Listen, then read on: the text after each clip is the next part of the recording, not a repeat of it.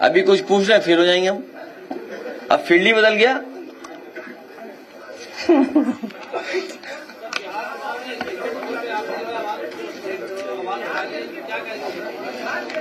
देखिए,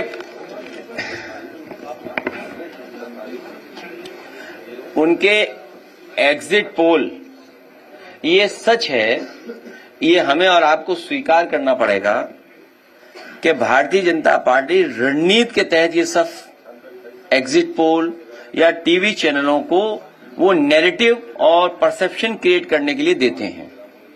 और ये बात भी छिपी नहीं है कि अगर चैनल्स को फंड न किया जाए तो चैनल्स नहीं चलेंगे, क्योंकि उनका प्रतिदिन का खर्चा बहुत है, महीने का खर्चा बहुत है, वो कैसे खर्चा निकलेगा। और फिर जो एजेंसी सर्वे करती हैं, जो एजेंसी सैंपल करते हैं, पता नहीं सैंपल कलेक्शन क्या था।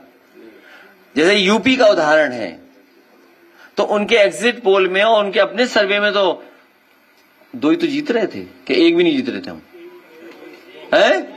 नहीं, एक भी नहीं जीत रहे थे। अगर सही तरह से उनकी सुना जाए तो बीजेपी पूरी हरा रही थी, हमें जीरो कर रही थी। याद कीजिए, आप याद कीजिए। और फिर क्या हुआ, उनको कितना बुरे हारे।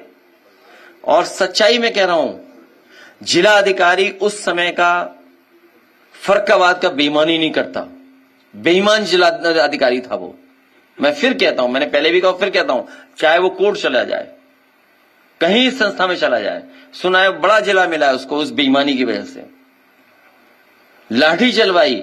और जब हम लोगों ने फोन करने की कोशिश की, बात करने के लिए, फोन भी नहीं कर रहे, सोचिए, कोई सुनने वाला नहीं था, और रिजल्ट बदल दिया। तो ये सब बेईमानी बीजेपी करती है, इसीलिए ये सब करवाया है। 2022 के चुनाव में बीजेपी के नेता सेंट्रल फोर्स लेकर के कन्नौज में जहां काउंटिंग हो रही थी वहां घुस गए थे और रिजल्ट बदल दिया।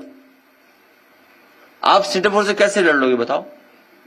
आप मुझे बताओ, कैसे लड़ लोगे? कोई लड़ सकता है फोर्स से? कोई लड़ सकता है सरकार से? तो ये जो एग्जिट पोल है, डिमोरलाइज करने के लिए है कि निराश हो जाए वर्कर। इसलिए हम लोगों ने कहा निराश नहीं होना है, मजबूती से खड़े रहो।